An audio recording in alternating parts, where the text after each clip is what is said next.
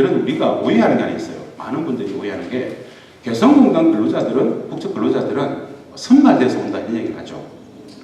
근데 그런 게 없습니다. 개성시, 개풍군, 장풍군 일대에서 가용할 수 있는 모든 노동력이 다 들어가 있습니다. 뭐 선발하고 말할 것도 없습니다. 왜 그러냐 하면은 우리 기업들은 이분 임금이 워낙 싸기 때문에요. 워낙 싸기 때문에 노동력이 아닌, 가용할 수 있는 노동력이 아닌 사람도 일단 고용하려고 합니다. 일단 무조건 사람을 고용만 하면 돈 된다고 합니다. 북측은 개성공단을, 우리가 개성공단의 본질적 가치를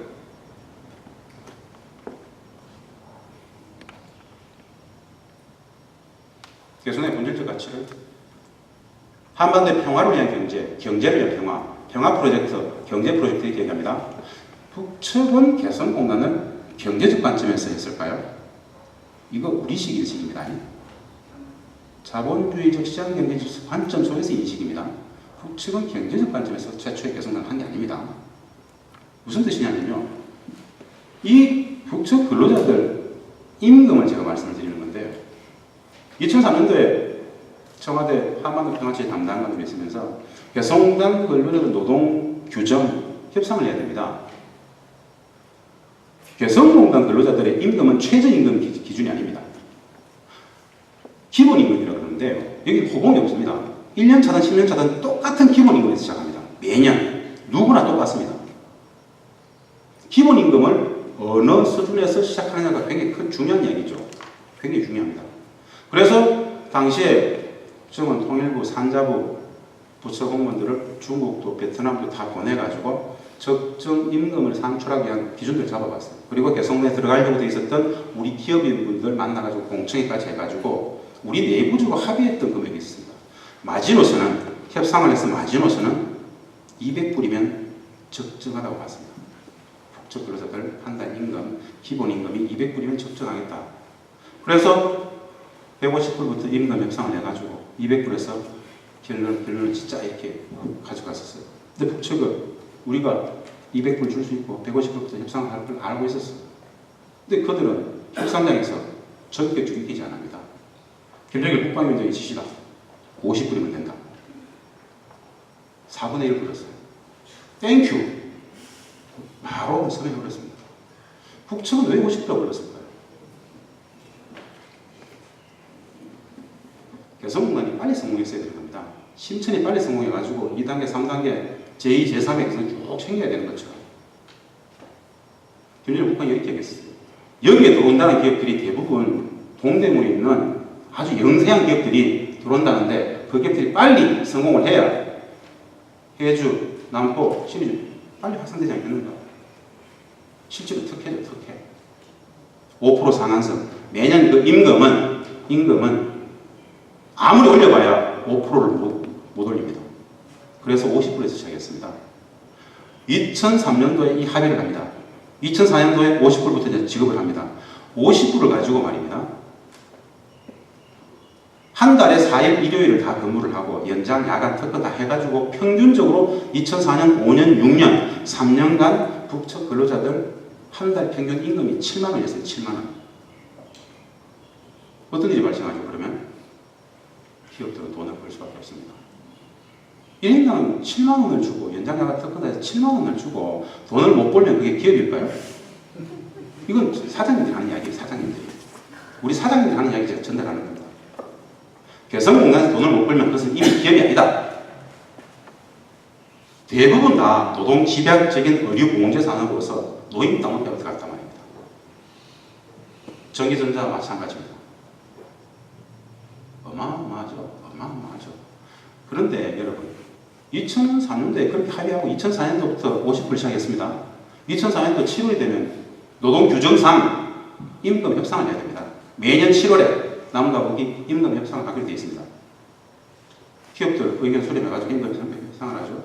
북측이 이렇게 하겠어요. 이제 뭐 2003년도에 대충 합의해가지고 2004년도에 공장 지어가지고 가동 이제만 하기 시작하는데 무슨 임금 협상 뭘 필요 없다. 3년간 임금을 동결합니다. 북측은 개성공단을 왜 했을까요? 경제주의적 관점을 보면 안 된다는 말입니다. 또 드리는 겁니다. 그렇게 2004년, 2005년, 2006년 3년간 통계를 합니다. 2007년도에 최초로 임금 인상을 합니다. 우리 기업들은 협상한 것도 5% 올려줘라. 그래서 50달러가 5% 올려서 52.5불이 되는 겁니다. 2008년에 또 5% 올려줘라. 55.12불이 됩니다. 그거면 5%입니다. 2009년, 10년, 11년, 12년 계속 올려줍니다. 올려줘도 5%니까요. 그래서 2015년 국책 근로자들 기본임금이 72.12불입니다. 2015년 1월 기준으로 국책 근로자들 이 기본임금의 연장, 야가, 특허 다 해서 거기에다가 출퇴근비 보태서 국책 근로자들한테 우리 기업들이 실질적으로 지급했던 전체 금액 해봐야 달러 기준으로 150달러가 됩니다. 150불. 엄청나게 많죠. 슬픕니까? 기업들은 어땠을까요? 많이 벌었습니다. 실제로 많이 벌었습니다. 정말 많이 벌었죠. 임금 이야기를 하면서 제가 개성공단을 경제주의적 관점에서 바라보는 것은 우리식 관점이라는 걸 다시 말씀드리는 겁니다. 이건 매우 힘듭니다. 우리식 기준을 늘 기준으로 보기 때문에 남북관계를 우리식 기준으로 보면 오해할 수 있기 때문에 제가 말씀을 드리는 하나의 예일 뿐입니다. 네. 김영철 국방위정책국장이었는데 이후에 정찰총국장이 되고 이번에 조선노동당 7차 당대회에서 노동당 부위원장 되고 통전부장 그리고 대남 담당 비서라는 설명도 아직 발표는 안 했습니다. 매일 협상하던 배송단에서 매일같이 협상하던 모습입니다. 뭐 하루에도 아침부터 저녁까지 주구장창 계속 제가 말씀드렸습니다.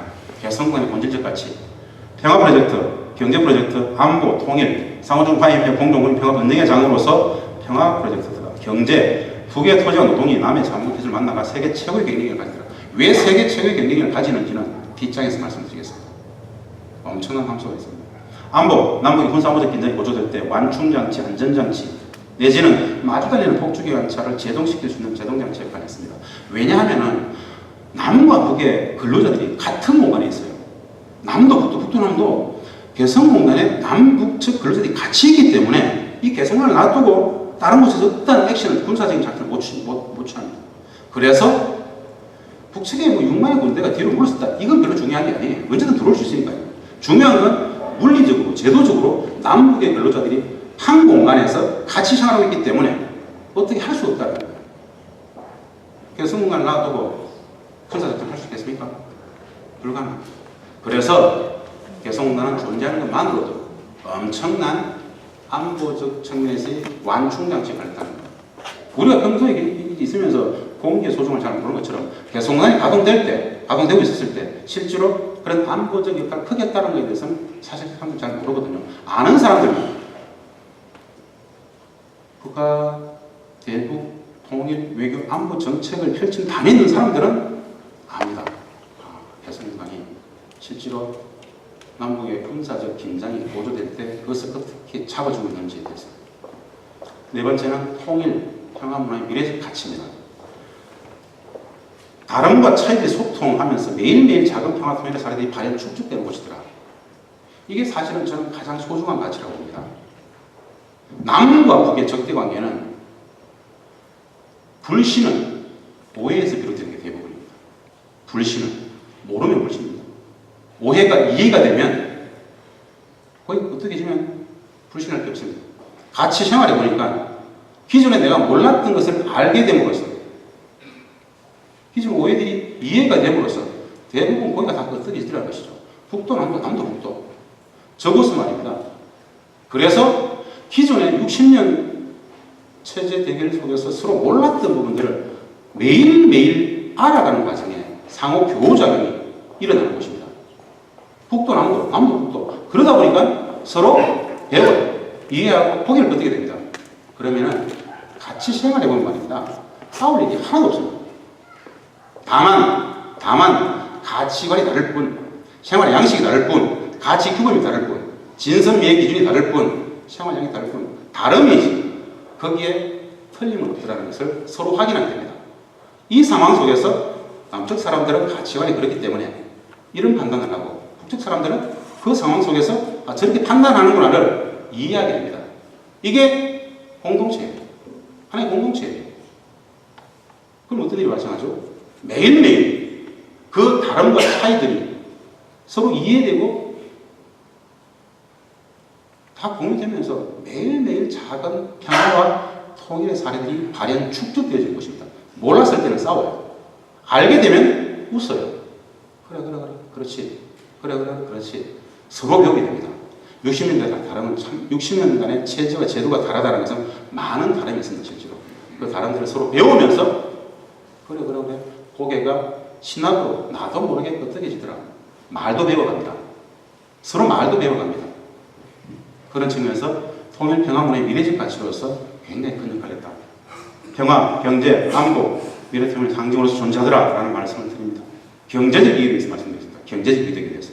우리는 자본주의 시장의 기술 관점에서 보기 때문에 우리가 관심을 가지는 그 경제적 가치에 대해서 한번 말씀을 드리고 있다는 겁니다.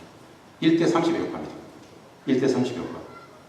2014년 12월 기준으로 1년간 개성공단을 통해서 우리 대한민국에서 들어갔던 모든 돈들 합쳐보면 900억 원입니다. 이 900억 원에는 북측 근로자 5만 4천 명 전체의 1년치 임금, 우리 기업들이 북측에 7년째부터 내게 되는 영업세, 임금과 세금 다 합쳐서 그 이외에 하여튼 개성공단을 통해서 1년간 북측에 들어가는 모든 돈들을 합쳐보면 900억 원입니다. 근데 이 900억 원을 1억 달러로 간주를 해주면 말입니다. GDP 기준으로 최종 생산물의 최종 소비자 가격인 GDP 기준으로 개성공단은 아주 보수적으로 낮게 잡았을 때 최소 30억 달러 이상을 생산해 옵니다. 30억 달러의 가치는 누가 만들었죠? 남과 북이 경협을 통해서 만든 겁니다. 한반도 평화경제의 폭발성이 여기에 있습니다. 이게 정말 장난이 아닌 게 말입니다. 기존에 들어가 있었던 124개 기업의 대부분은 노동 집약적인 한계 기업들입니다. 영세 기업들이 많습니다. 그러면 그런 노동 집약적인 한계 기업들, 이미 30년 전부터 하지 않는 어류 공제업체들조차도 개성만 들어가면 세계 최고의 경쟁력을 가지는데 채 2년이 걸리지 않습니다. 그러면 대한민국의 적정 기술을 담보하고 있는 전기전자, 기계금속, 화학, 조선, 철강과 같은 이 산업들이 북측과 만나면 어떻게 될 것 같습니까? 저는 폭발한다고 봅니다. 상상이 되지 않습니다. 이미 사양산업, 한계기업이 그 의료공제도조차도 들어가면 저 어마무시한 세계 최고의 경쟁력을 가지는데, 그래서 남북경협이 평화경제다. 구조적 저성장에 빠져있는 대한민국 경제의 구조적인 활로 완벽한 블루오션입니다. 그래서 저는 평화경제 이야기합니다. 전체 문제니까요. 우리가 먹고 사는 문제, 행복에 대한 첩경 경제적 관점에서 남북경협이 문제입니다. 구조적으로 풀린다라고 말씀을 드립니다. 14년 역사 속에서 124개 기업 중에 부도난 기업은 없습니다. 다들 아실 거니까요. 아까 말씀드렸습니다. 개성공단 대체할 수 있는 공단은 전 세계 어디도 없다. 개성공단에서 돈을 못 벌면 그것은 기업이 아니다. 이 두 마지막 문장은 개성공단에 계셨던 이런 많은 사장님들이 늘 하시는 이야기입니다. 기업들은 왜 기를 쓰고 개성공단에 들어가려고 하는가? 어느 정도인지 아세요? 불법을 저질러서라도 들어가려고 합니다. 누가 들어가려고 할까요? 아는 사람들. 누가 할까요? 개성공단에 들어가 있는 기업들의 협력업체들은 다 압니다. 내가 개성공단 A 업체예요. 북측근로자 1000명을 고용하고 있습니다. 의료공제기업입니다. 한 라인은 양복, 한 라인은 여성복, 한 라인은 교복, 한 라인은 속옷, 람제리 쭉 하겠죠. 그러면 라인별로 협력업체들이 있습니다. 그들이 들어와가지고 본사에서 직접 원청업체에서 들어와서 내지는 하청에서 들어와가지고 같이 기술직을 하고 들어와 있습니다. 같이 있어요. 그럼 그들은 이 개성공단 기업이 실제로 얼마를 버는지를 잘 알겠죠. 그럼 그들은 들어오고 싶어 하겠죠. 불법을 저질러서 들어오려고 하죠. 실제로 그게 개성공단의 실체입니다. 그런데 지금 제가 여러분들한테 말씀드리는 이 사실관계에 대해서 들어보신 적 있으십니까? 왜 모를까요? 왜 가렸을까요? 왜 동결로 지식했을까요? 알아야 되는 거 아닙니까? 어마무시한 것인데. 개성공단을 대찰성공단 전 세계에 없다. 이번에 폐쇄, 이건 2013년도에 6개월 문을 닫았을 때 나왔던 이야기입니다. 그때도 대체공단, 대체부지역이 나왔었거든요. 우리 모든 기업들이 동남아를 가보고 남미까지 가봤습니다. 그 당시에 6개월 문 닫았을 때 대체공단 찾으러 다 돌아왔었던 이야기가 이미 개성공단, 대찰성공단 전 세계에 없다. 그때 나왔던 이야기예요. 왜 그럴까요? 공짜로 부지를 내놓고 공짜로 공장을 줘도 150불짜리의 고도의 숙련공들을 구할 수가 없습니다. 그렇지 않습니까? 북측 근로자들은 말입니다. 대부분 다 고도의 숙련공들입니다. 왜 숙련공일까요? 이직이 없습니다. 이건 자본주의 경제 질서와 사회주의 경제의 기본 차이를 이제 말씀을 드릴 건데요. 그곳에는 이직이라는 게 없습니다. 최초의 한 일을 끝까지 그만합니다. 맞습니다. 우리는 돈도 주면 가서 직장 옮기잖아요.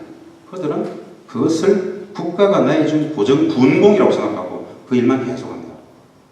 특별한 일이 없는 한 그것만 계속해요. 어떤 일이 발생할까요? 누구나 달인이 되죠. 숙련공입니다. 그래서 의류봉제 같은 경우에 말입니다. 개성공단에서 만들어내는 의류봉제의 양이 우리 대한민국 경제 전체 의류봉제의 30%입니다. 전체 대한민국에 유통되는 속옷의 90%가 개성공단 산입니다. 그런데 개성공단 산을 구분할 수 있는 아주 단순한 단어가 있습니다. 어떤 방법인지 아세요? 고가의 옷들은 대부분 다 개성공단 산입니다. 고품질의 최고의 가격을 받는 그런 옷들은 대부분 개성공단 산이라고 보면 틀리지 않단 말입니다. 왜? 엄청난 고품질을 부여하는 겁니다. 소품종 다량 생산 아니고 다품종 소량 생산하는 게 개성공단입니다. 개성공단에서 만들어내는 품질의 수준이 압도적으로 최고입니다. 중국, 베트남 비교가 안 됩니다. 우리 국내 대한민국 내에서 만들었던 품질도 따라가지 못합니다. 이것이 개성공단이 가지는 경쟁력입니다. 생각해보세요. 임금을 150불 주면은 임금 수준에 맞게끔 생산해야 될 텐데 품질을 분양될 텐데 품질은 정반대라는 것이죠. 이것이 압도적인 개성공단의 비교 우위가 됩니다. 양질의 노동력 12년 의무교육입니다. 5살에 낮은 반 유치원 들어가죠. 이건 의무교육입니다. 6살에 높은 반 유치원 들어갑니다. 7살에 5년대 소학교를 들어갑니다. 한 반에서 한 반 애들하고 한 담임쌤 밑에서 5년을 같이 생활합니다. 5년 마치고 중학교를 들어갑니다. 6년제입니다. 그것도 마찬가지로 한 담임쌤 밑에서 한 반 애들하고 6년 같이 생활합니다. 12년 의무교육이에요. 생산성 고품질 말씀드렸습니다. 왜 이직이 없더라고요. 임금인상률 5% 말씀드렸습니다. 노동제도, 조세제도, 무관세 말씀드렸죠. 수많은 원부자재가 들어가고 완제품이 나오면 거기에 관세만 때려도 엄청 날 건데 무관세입니다. 가장 큰 건 동일어는 공학. 그냥 현장에서 바로바로 지도가 되지 않습니까? 이런 거 어디 있습니까? 그런데 거기에다가 관리직 이론이 필요 없습니다. 북측 근로자 1000명을 고용하고 있으면 최초의 A업, 예를 들어서 최초의 A 업체는 북측 근로자 1000명을 고용할 거기 때문에 남측 관리자 30명을 넣었어요. 3년 만에 그 30명은 5명이 됐어요. 필요 없어요. 그 일을 하니까 그냥. 이게 남과 북의 차이와 다름입니다. 그 차이를 잘 활용하면 남과 북의 차이, 물리학에 있어서 이 차이는 에너지 발생의 근원이죠. 남과 북의 차이를 말입니다. 긍정적으로 활용하면 엄청난 긍정적 에너지를 발생시키는 것이고 부정적으로 만들면 맨날 싸웁니다. 개성공단이 그걸 아주 정확하게 점거합니다. 30명이 관리하려고 달려드는 순간 관리 하나도 안 됩니다. 냅두면 알아서 잘합니다. 이해될까요? 자본주의적 인간형과 사회주의 인간형의 차이입니다. 하여튼 뭐 깊이까지 이야기할 필요 없겠죠. 동일한 학습을까? 이것이 개성공단 투자액의 비교율을 제가 말씀드렸죠. 이런 곳에 기업들은 들어가려고 하겠죠. 우리가 기존에 알고 있는 모르겠습니다. 보편적으로 우리가 기존에 여러 언론을 통해서 듣게 되는 그 골치 아픈 매우 부정적인 개성공단의 기존 이미지를 그렇습니다. 그 골치 아픈 부정적인 이미지의 개성공단에 왜 기업들은 기를 쓰고 들어야 할까? 단순합니다. 돈이 되기 때문에 무엇이 설명할 수 있겠습니까? 그것만이죠. 그런 어마어마한 것입니다. 사실은. 예, 개성공단의 성격 위상이 2008년 기초로 당국관계가 왜곡되면서 당국관계가 대립 적대가 되면서 실제로 정상적인 공단이 비정상적인 공단이 되게 됐죠. 그럼에도 불구하고 말입니다. 그럼에도 불구하고 개성공단은 비정상적이나마 유지되고 있는 것 자체가 사실은 저는 기적이라고 봤습니다. 6.15가 부정이 되고 14가 부정이 된 상황 속에서 왜 개성공단은 안 닫혔을까요? 물리적인 공단이기 때문에 그렇습니다. 이미 그 2008년 기점으로 지난 역사 속에서 1조 3천억이 투자되고 건물 올라가 있고 우리 기업들의 투자가 5천억 원 이상을 돼 있었기 그걸 어떻게 닫을 수 없는 거예요. 실제로 이미 다 아는 사실이잖아요. 2008년 상반기에 우리는 개성공단을 닫으려고 했었어요. 우리가 개성공단을 닫았을 경우에 발생할 수 있는 정치적, 경제적, 사회문화적인 파장에 대해서 대외비로 연구 용역을 줬었어요. 왜 그랬었을까요? 사실 아무도 모릅니다. 언론사도 모르고 아무도 모르죠. 왜 그 용역을 대외비로 잘 돌아가고 있었던 개성공단을 우리가 일반적으로 닫았을 경우에 발생할 수 있는 정치적, 국제정치적, 기업들한테는 어느 정도 모르죠. 왜 그걸 했을까요? 그 연구 용역 결과 보고서는 어떻게 나오는지 아십니까? 딱 두 가지 나옵니다. 못 닫는다고 나와요. 닫으면 안 된다고. 큰일 난다. 왜? 남과 북이 합의해서 돌렸던 것을 무슨 명분으로, 무슨 별미로 어떻게 닫을 것이냐. 역사적인 오점이 되고 두고두고 비난받을 것이다. 그리고 이미 1조 3천억이 들어갔다. 기업들 자산이 5천에서 들어있다. 그것들이 다. 그래서 결론은 동결 조치가 적절하다. 비즈니스 프렌드를 이야기했었습니다. 그러면 확 키우셔야 되는 거 아닙니까? 동결 조치합니다. 그렇게라도 유지되고 있다는 자체가 저는 기적이었다고 말씀드리는 거예요. 그것이 바뀐 것이다. 예, 제가 개성공단 폐쇄 정책 실패다, 위기가 고조되고 있다 이런 이야기들은 제가 지금까지 여러분들한테 말씀드렸던 개성공단의 본질적 가치와 실체적 의미에 대해서 말씀을 드렸습니다.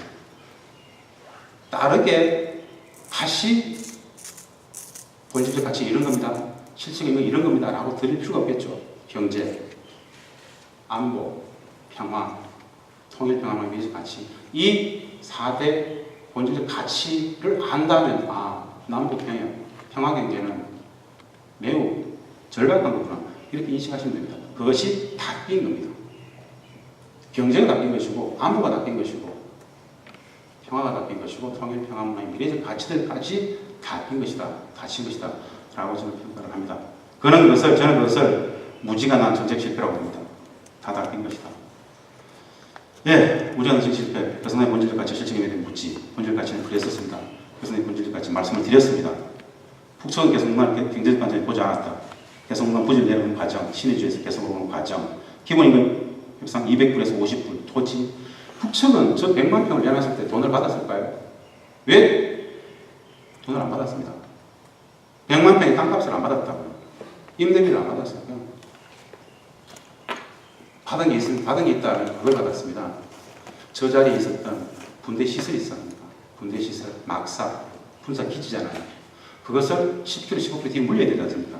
그래서 그 군대 막사 시설, 각종 군대 시설을 철거해 옮기는 지작물 철거비 쪽으로 평당 700원, 800원 정도 받았습니다. 700원 평당. 예. 왜 안 받았을까요? 왜 문헌에 나왔을까요? 우리 토지공사는 그거 경기정리해가지고 공장 부지로 14만 9천 원 분양하고 상업용지로 34만 원 분양했습니다. 돈 많이 벌었겠죠. 그러지 않습니까? 공짜로 받아가지고 그냥 불도저 밀어가지고 그냥 우수갈로 깔고 대충 해놓고 그거 받아 분양했단 말입니다. 왜 돈을 안 받았을까요? 얘들 경제적 관점에서 보지 않는다는 이야기입니다. 경제적 관점에서. 예, 그래서 점점 문제 실효성 부재, 북핵 문제의 본질에 대한 이해 부족. 북핵 문제의 본질이 뭘까요, 여러분?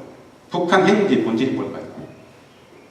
빠르게 계속나 이해하면서 이것도 이해도를 높이기 위해서 말씀드려봅니다. 북한 핵 문제, 북핵 문제의 본질은 말입니다. 북미, 미북 간의 적대적 관계가 본질입니다. 예? 북핵 문제 핵의 본질은 뭘까요? 북미 관계 정상화 핵의 본질이죠. 북핵 문제의 역사와 상에서 이미 합의된 몇 번이죠? 북미 간의 북한 핵 문제를 둘러싼 합의 역사가 불러드리겠습니다. 북미 양자 간에는 1994년 10월에 북미 지네바였죠. 1999년 북미 베를린 선언, 2000년 10월에 북미 공동포럼회. 이 3개 합의의 핵심이 뭐죠? 북한은 핵을 동결하고 비확산을 하고 비핵화로 나아간다. 동시에 북미 관계는 정상화하고 대사급의 외형을 수립하고 정전협정을 평화협정으로 바꾼다. 종전선언을 한다. 이것을 북한과 미국이 상호 교환하자. 이것이 방금 제가 말씀드렸던 이 3대 합의의 핵심입니다. 다른 거 하나도 없어요. 다시 말씀드립니다. 다 아시죠? 다 아시죠? 말씀 안 드려도 되죠? 네? 제가 정말 천천히 하고 있는데 지금. 자, 다시 말씀드립니다. 94년 북미 지네바였죠. 99년 북미 베를린 선언, 2000년 클린턴 정부 시대 북미 공동포럼회. 이 북미, 미북 간의 양자 회담 속에서 북한 핵 문제에 대한 해법으로서 합의한 게 뭐냐? 북한은 핵을 동결하고 1차로 동결하고 2차로 비확산을 시키고 3차로 비핵화한다. 동시에 미국은 북한과의 대사 관계 정상화, 대사관 설치, 정전협정의 평화협정 개최, 종전선언. 이것을 미국과 북한과 미국이 상호 교환한다는 게 북핵 문제의 해법으로 지금 나와 있는 그게 바이블. 그런데 북미, 미국 간의 한 게 아닙니다. 육자회담 아시죠? 육자회담. 남북, 미, 중, 일, 로. 육자회담 2005년 9.19 공동성명, 2007년 2.13 합의도 똑같은 것을 합의합니다. 이 말은 북핵 문제의 해법은 나와 있습니다. 북미 관계 정상화하고 북핵 문제, 북핵 해결이 나와 있어요. 시간이 문제죠. 다른 문제 아니죠. 그렇게 하면 되죠. 자, 요 문제와 관련해가지고 지난 94년부터 2007년 2.13 합의까지 6번의 이 합의들이 어떻게, 왜 계속 좌초되고 다시 하고 좌초되고 다시 하고 또 좌초되고 왜 그랬을까요? 누가 잘못했을까요? 누가 깼을까요? 불편한 진실입니까? 그냥 그런 거죠. 힘듭니다. 참 힘들죠. 하여튼 북핵 문제 해법의 본질은 북미가 정상화했다. 그렇게 이해하시면 크게 틀리지 않습니다. 우리는 이것을 계속만 표시하고 맞물려 봤습니다. 가축합니다. 위기 극복에 대한, 저는 이렇게 정리하고 싶습니다. 위기 극복, 평화를 위한 위기 극복에 대한 것이 나오는 건 단순합니다. 인식의 대전환이 필요하다. 대한민국, 우리에게는 평화가 궁극의 가치다. 평화가 궁극의 가치다. 왜? 국민의 기본 도된 평화로 시작되지 않겠습니까? 평화의 기본은 뭐죠? 상호 존중과 인정입니다. 상호 인정의 관점에서 북핵은 북의 미국에 대한 체질적 요구입니다. 북미 관계 정상화와 정전적 폐기, 이거 말씀드렸던 이야기입니다. 제가 왜 상호 인정을 이야기한 줄 아십니까? 대한민국과 북측 간에는 말입니다. 역사적인 최고 지도자급의 역사적인 4대 합의가 있습니다. 현 대통령의 아버지 박정희 정권 시절에 1972년 7.4 남북 공동성명이 있죠. 그리고 노태우 대통령 당시에 1991년 남북 기본 합의서가 있습니다. 그리고 2000년 6.15 공동선언, 2007년에 14선이 있죠. 이 역사적인 4대 합의, 남과 북의 최고 지도자급의 역사적인 이 4대 합의를 관통하는 하나의 상징적 단어가 뭔지 아세요?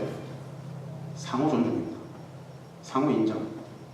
그 많은 합의들을 부속 합의까지 다 하면 책 몇 분이 나옵니다만 그 모든 것을 하나로 이야기하면 바로 상호 존중입니다. 상호 존중이면 평화가 시작이 되고 상호 존중이면 통일이 완성이 됩니다. 그 사이에 어떠한 다른 노력이 필요 없습니다. 상호 존중도 표되면 됩니다. 어려울까요? 저는 행복한 평화, 너무 쉬운 통일이라고 할 때 왜 너무 쉬운 통일이냐? 고개만 끄덕여주면 되는 게 통일이라고 생각합니다. 실제로. 통일의 과정에 과연 통일 비용론이 들까요? 대한민국의 공식 통일 방안인 민족 공동체 통일 방안, 화해협력의 단계, 남북연합의 단계, 완전 통일로 나아가는 수십 년의 과정에 존재하는 이 과정에 소모적으로 쓰여지는 통일 비용론이 성립이 될까요? 우리 대한민국 공식 통일 방안인 민족 공동체 통일 방안에 입각한다라면 그런 돈은 없습니다. 소모적으로 쓰여지는 돈은 한 푼도 없습니다. 오히려 남과 북이 상호 존중하는 순간 개성단의 실내에서 보시다시피 그 실증적인 체험적인 모델이 개성단입니다. 남과 북은 폭발하는 평화경제가 기다립니다. 실제로 그렇잖아요. 아무 어려움이 없습니다. 상호 존중이면 됩니다. 그런데 여러분, 우리가 남과 북이 분단이 60년밖에 안 됩니다. 한국 전쟁을 비춰보면 60년밖에 안 됐어요. 60년의 분단이 과연 무엇이라고 이렇게 허군날 서로 손가락질, 비난, 적대, 전쟁의 암호 속에 갇혀 있을까요? 종교를 수천년의 역사를 갖고 있는 기독교가, 천주교가, 불교가, 원불교, 천주교가 수많은 종교들이 공존하고 있지 않습니까? 하나의 종교의 그릇 관점에서 본다면 타 종교는 이단이잖아요. 용납이 안 되잖아요. 말이 안 되잖아요. 그래도 공존하고 있지 않습니까? 남과 북의 분단이 무엇이라고, 무슨 차이가 있어서 그 적대가 존재할까요? 한국 전쟁에 170만의 군사 대군을 파견했던 중국과 우리의 관계는 어떻습니까? 지금 적대하고 있습니까? 오히려 대한민국과 중국의 군대는 말입니다. 정보 교류도 합니다. 중국하고는 정상적인 관계를 맺어가지고 하고 있는데 왜 남북은 이러고 있을까요? 왜 우리는 서로 손가락질하면서 눈을 서로 이렇게 하고 있을까요? 이 분단은 왜? 누구를 위한? 누구에 의한 분단일까요? 러시아하고 우리는 관계를 뒀습니다. 미국은 베트남하고도 정상화하고 쿠바하고도 이란하고도 다 하고 있습니다. 왜 남과 북은 이러고 있을까요? 이것이 남과 북의 문제일까요? 잘 한번 생각해 보겠습니다. 그래서 저는 평화의 기본은 상호 존중과 인정이더라. 상호 존중. 상호 존중이 평화 시작이 되고 상호 존중 통일이 완성된다. 말씀드렸습니다. 어렵지 않더라. 평화의 방법은 뭐죠? 가장 고전적이고 가장 직접적인 방법은 대화와 협상입니다. 대화와 협상의 기본 전제도 기본은 상호 존중입니다. 상호 존중하지 않고 협상의 대우에 앉을 수 있을까요? 불가능하죠. 불가능합니다. 자, 우리가 시작해야 된다.